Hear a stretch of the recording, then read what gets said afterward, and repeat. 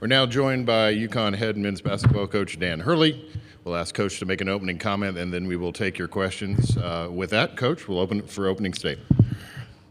Yeah, thrilled to be here in Indianapolis. Just landing the hospitality, obviously the Hoosier State. Doesn't feel like there's many better places, to play a Final Four. So it's one of the truly great places that you get to play it. And for me, I was here for the magical Duke UNLV game, for the Final Four. So it's cool to be back here for a non-COVID Final Four. So. All right, thank you, Coach. Go ahead and start here in the third row, right in front of me. Hey, Coach. Evan Miakow, evanmedia.com. The last two title teams you had coming into the Final Four, everyone sort of knew UConn was the team to beat, and you were heavy favorites in every game. This year it's a little bit different. If you guys were to win your first game, you'd probably be at least considered slight underdogs in your second game. Does that change at all your approach to this tournament and what you're telling your guys as you're going into it, or is it pretty much the same no matter what? Yeah, I think the mentality is just pretty much the same, and it's not a situation where there's like more pressure, less pressure. You're the favorite. You're considered the fourth favorite. For us, you're so dialed into how you prepare for games at this point. Everything is so programmed. Everything is so automated. Like, the practices, the drills, the techniques, the fundamentals. And we know the things that we have to do, the things that have caused us to not be, the efficient team that we've wanted to be throughout the year, whether it's been turnovers at the offensive end, not always being on the offensive glass, obviously some shooting struggles from three. But what doesn't get measured when you're dealing with teams and efficiencies is the ability, the will, the fight, a team's refusal to lose games. That's doesn't get factored in, obviously, to the analytics. Coach, we'll go over to our right-hand side, Dan, right here on the aisle. Zach Osman of the Indianapolis Star. You referenced it there. This is the first Final Four here since 2021, which is obviously a weird experience for everyone. I'm just curious what you remember from that experience, just kind of like just the process of the bubble, essentially. I know everybody really had to stay inside most of the time. I think teams maybe were almost given just like a little bit of outside time. Yeah, we got let loose in the yard. Yeah, it's a prison. Man. Did you get to go to the baseball stadium? I think some people got to do that. Yeah, and all the teams were circling each other. It was bizarre. I mean, listen, everyone from that tournament, if you did great in that tournament, you deserve all the credit. I mean, if it went bad for you, and I'm not just saying that because it went bad for us, but you should get a pass. I mean, that was a mess. I mean, they were literally knocking on your door and dropping the food at your door. It was like, and it wasn't slop, but it was, maybe it was, but it was the whole year was just that whole season was a tough season. We were lucky to just be able to get a tournament in and do those things. So, I guess I brought it up, and then that led to that question. But now I'm like jarred mentally up here. Just, that was horrible. Coach, we'll go over here on our left-hand side. And we had to play at Purdue. It was like a long ride. I wanted to play at Butler, but I don't get to decide where you get to play, because we win at Butler, but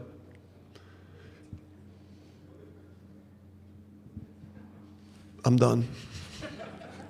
All right, we'll go over here on the left. Dan, when Silas went into the portal, what attracted you to him, and how does a guy that big and that versatile sort of slip through the recruiting process the first time around?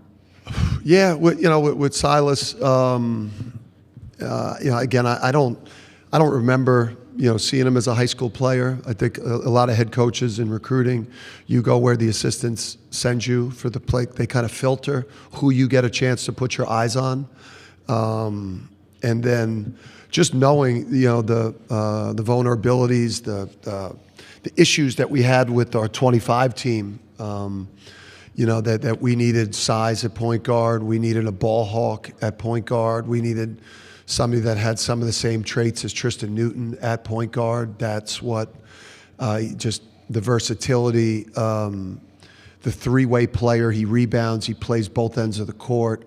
And then the thing, we needed a warrior. You know, we needed we needed a guy that had tremendous will and a fighter and a warrior. And I think you've seen that, you know, in the NCAA tournament. This guy played at probably 65%. The first weekend versus UCLA, he probably got to 75% in the Sweet 16 Elite Eight game. And I think that he's much better this week. I think he's got a chance to play at like 90% physically for the Illinois game, which we're going to need all of that. Coach, we'll go over on the right. Dan. Dan Walken, Yahoo Sports. I know that you've commented on the thing with Roger Ayers and you've talked about it. You surprised the amount of attention that's gotten, and I was also just curious as a follow on that. What is your general approach to dealing with officials during games? Yeah, surprised now. You know, I don't. I mean, there's obviously a. You know, the reaction, the outrage. You know, I don't. I guess I just look at it a lot differently. You know, and I think we all do, and I think that's what I guess makes social media so appealing to people, is that you could have the discourse and different opinions about how somebody carries themselves in a for you it's a game, or for some people we're just out there playing a game. For me, it's a life or death battle. It's a war. It's a street fight for me. However you look at sports, or you know, people on social media that comment on how the combatants carry themselves, that's not really for me to judge. I mean, I approach sports as a competitor the way that I do. My responsibility is to win games, and obviously do a great job for my players. You know, like those are really the only two things that I'm concerned with. All that other stuff, it comes with the territory. And a lot of it comes with the success, you know, the winning back-to-back championships. You know, you put yourself in a position where, you know, you're going to be picked apart. And then, you know, dealing with the officials, you know, I think I'm an intense coach. It's not easy to work my games. But I've also gotten 0 technical fouls in my NCAA tournament coaching career. So, and I just jinxed myself like you, and oh my God, now if I get bounced out of this thing, oh my God. Getting walked out of a stadium, long walk. All right, we'll go straight in front of me, Pete. Dan, you kind of half answered my question about Silas by giving the percentages of how he is. What does it say about him as a person and a player that he's gutted through this run? I mean, it's just the character of the family he comes from. I think the thing that we've gotten right the best is just the families around the players. Just we get players that come from great pedigree, and he's got an incredible family and support system, and he's got a dad who's a former football player. So you get a football player's mentality and a basketball player. I mean, then you know they're going to play with that ankle. And you know, and there's so much attention, obviously, you know, and rightfully so. The play by Braylon, the deflection by Silas, the fight in the team, but really those threes that he hit in the second half, you know, like that to me was, you know, there's no anything after that without those 3-point shots going in when there was a lid on the bucket. Coach, we'll stay in this section in front of me. Yeah, Dan, Kevin Sweeney, Sports Illustrated. I feel like after the New Mexico State loss in the tournament, you talked a lot about the importance of Andre and Jordan Hawkins and Adama and their leadership and how they helped shape the program into the championship year the next year. I'm just curious what you leaned on from the returners with this group and what April and May looked like in terms of reestablishing the culture that you guys want to create. Yeah, you know, you lose so many players. I mean, that 2-year stretch. I mean, the Donovan Klingons, the Steph Castles, the Jordan Hawkins, the Cam Spencers. I mean, you know, there's going to be at some point there's going to be a void or a hole in your program that's just going to be impossible to fill and absolutely get it right, like a third year in a row, the level that you got to get it right to be back in the Final Four. And just the 2 years of losing all those incredible men, just, you know, it was a down year for us in 25. It was Across the board, I had a bad year coaching. I think we didn't put together a great group. Maybe we were, just feeling ourselves too much ego. But I know that we had an incredible summer is what set the stage for what we've been able to do here. We really got back to, that summer grind where we went 8 hard weeks and set a tone for our season. And then, this group's just been resilient, man. I mean, we dealt with injuries the whole year. In the non-conference, we were able to beat teams like Florida and Illinois and, with an injured roster.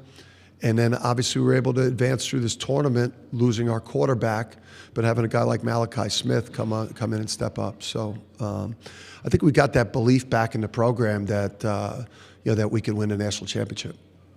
Coach, we'll go to our right in the back. Hi, Coach. Aaron Atida from ESPN. You've been to 3 different Final Fours, and you've talked about it that it's just felt different. What has changed in your approach this time with the construct of the team that you have compared to the previous 2? Yeah, the advantage of having been here is, and then you have the year we had last year. I think is like now you give yourself permission to enjoy it and appreciate it because it's hard to do, and it's harder to do than ever in college basketball because there's so many more programs that are brought into competing for it. With NIL and portal, it's a deeper pool of teams you're competing against than prior. And prior, you were eliminated from competing to get far in this tournament because everything in recruiting was based on tradition, branding, and there weren't that many programs that were investing. There's so many more people that are investing. So for me, I'm not scrambling around worrying about how to plan practices for this week or, what are the responsibilities of the week because we've got those past experiences. I know exactly what the practice should look like this week. I don't have to call around and ask coaches. I don't have to call around and ask other coaches that have been here how to keep my team focused because you've just been through this process before. But I would say the biggest thing is like when we're driving on your bus, I'm like looking out the window and I'm allowing myself to enjoy it. And I'm not going to lose my edge in terms of, the monsters that we need to show up at on Saturday night to get to the championship game. We know we got to flip the switch and be maniacal in our pursuit of getting to Monday night, but I'm going to let myself enjoy the parts that you should enjoy. Coach, we'll go in the center aisle. Coach, Jake Fenner, Daily Mail. What's up, Jake? Hey, you started the season on a heater of a run in the non-conference. Come Big East time, you put together some inconsistent wins, fell off a little bit towards the back end of the calendar, and now the team seems to be putting up a similarly good stretch of runs and wins from similar to that previous non-con. How were you able to refocus your team around that in order to pull those kinds of results out of them? Well, I mean, some of it, as a coach, like you talk about the areas that kind of hurt us. Turnovers have been an issue the whole year. We haven't been the offensive rebounding team. The shooting at times, which I think is, I going into the year, I was thinking, we're probably going to be maybe my best shooting team.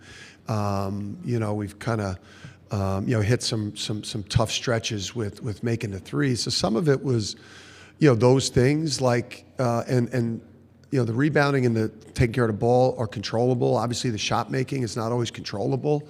It comes down to nerves and it comes down to performance and confidence. And then part of why I think you end up dropping during the course of the year is like there weren't you're playing these brutal conference games in the Big East and like there weren't a lot of teams with high Ken Palms or high efficiencies.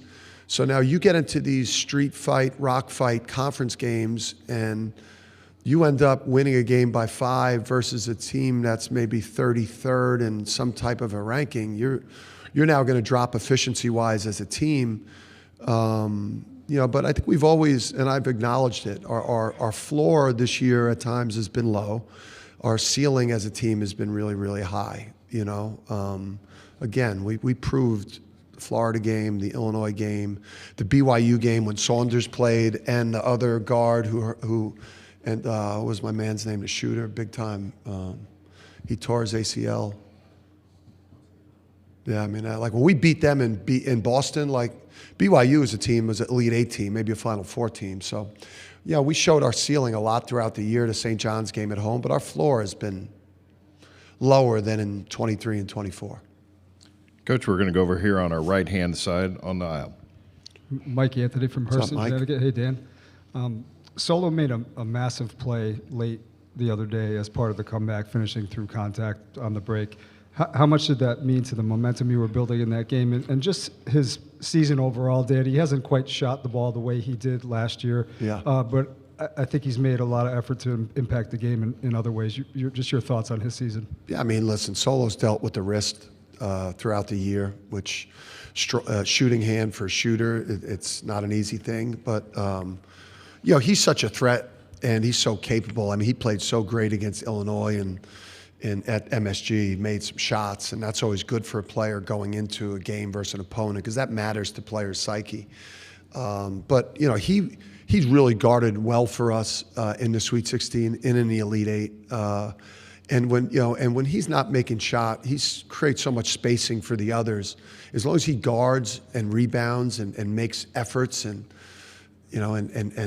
plays as hard as he can. I mean, he's still like a 30-minute a game, incredibly valuable player for us. We just got to keep his defense and his rebound. He had an offensive rebound on a missed three.